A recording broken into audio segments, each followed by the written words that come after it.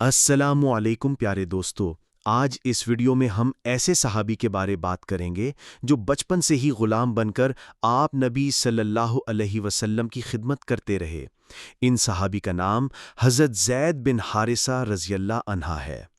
हज़रत ज़ैद बिन हारिसा रज़ियल्लाहु अन्हा ज़माने जाहिलियत में अपनी वालिदा के साथ ननिहाल जा रहे थे। बनु कैस ने वो काफिला लूटा जिसमें हज़रत ज़ैद भी थे और उनको मक्का में लाकर बेच दिया। हकीम बिन हिज़ाम ने अपनी फुफ्फी सैयदा खदीजा अल कुबरा के लिए ख़रीद लिया।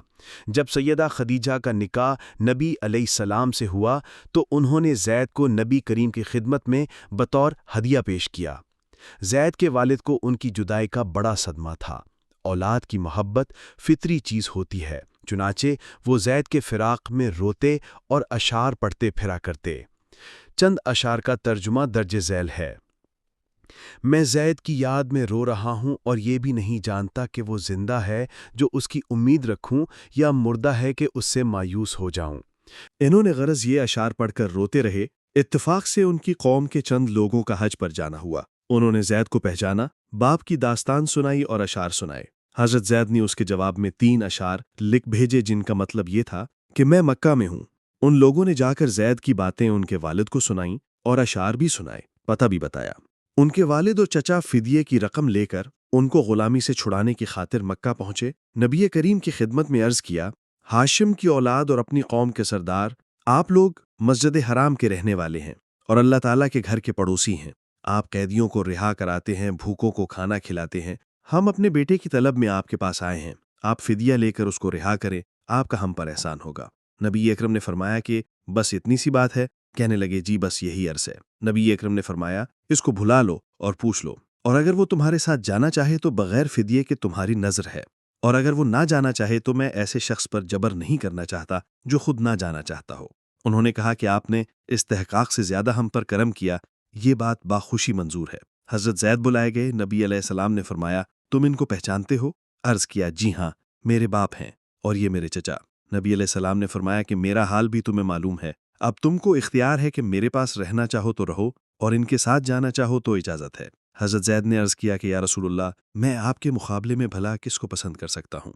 आप मेरे लिए बाप की जगह भी हैं और चचा की जगह भी।